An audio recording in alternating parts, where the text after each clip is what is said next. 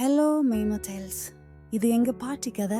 ஒரு நாள் காலை நம்ம காளி பாட்டி சமையலறையில பசங்களுக்காக வீட்டுல காய்ச்சின பசுனை ஊற்றி அட்டகாசமா தோசை சுட்டுட்டு இருந்தாங்க. அந்த சமையலறையில இருந்து வந்த நெய் தோசை வாசம் ஆள சுண்டி இழுக்குது. நம்ம தக்ஷுக்கோ பாட்டி சுடுற தோசை மேல பயங்கர பிரியம். மகிழ்ச்சியில துள்ளி குதிச்சுக்கிட்டு சமையலறை உள்ள வந்தான். தீக்ஷுவோ அமைதியா இந்த புத்தகத்தை படிச்சுட்டு அப்பிறகு சாப்பிட வரேன்னு சொல்றா.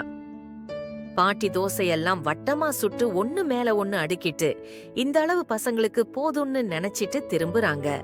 காளி பாட்டி தக்ஷுவ பார்த்து தோசைய தொடாதே சுட்டுடும்னு எச்சரிக்கிறாங்க. தக்ஷு ரொம்ப நல்ல பையன் மாதிரி புன்னகையுடன், இல்ல பாட்டி, நான் ஒன்னும் செய்ய மாட்டேன்னு சொல்லுறான். தொலைபேசி மணி சத்தம் கேட்டதும் பாட்டி போய் தொலைபேசியில பேச ஆரம்பிச்சிட்டாங்க. தக்ஷு சமையலறைய ஒட்டி நின்னுட்டு, ஒரே ஒரு தோசை எடுத்தா என்ன தப்பு, பாட்டிக்கு தெரியவா போகுதுன்னு மனசுக்குள்ள யோசிக்கிறான். அதுக்கப்புறம் மெதுவா தட்டுல இருக்கிற தோசையிலிருந்து ஒன்ன எடுக்கலாமான்னு சுற்றி முற்றி பாக்குறான்.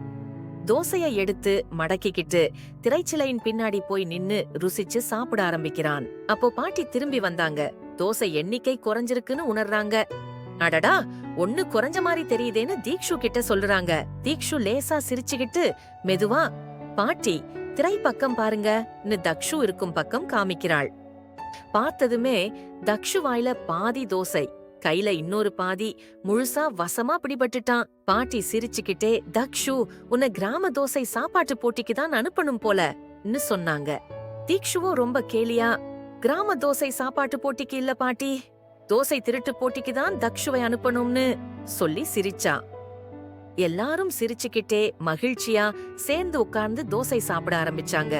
பாட்டி மென்மையா, விருப்பத்தோட உணவை சாப்பிடுவது நல்லது, ஆனா பொறுமையா எல்லாரும் சேர்ந்து சாப்பிட்டா அதுல ஒரு சுகம் இருக்கும்னு சொல்லிட்டு நெய் தோசைய பேர பிள்ளைகளுக்கு பரிமாறுனாங்க.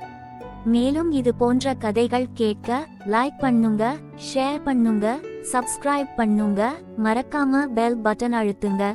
நன்றி.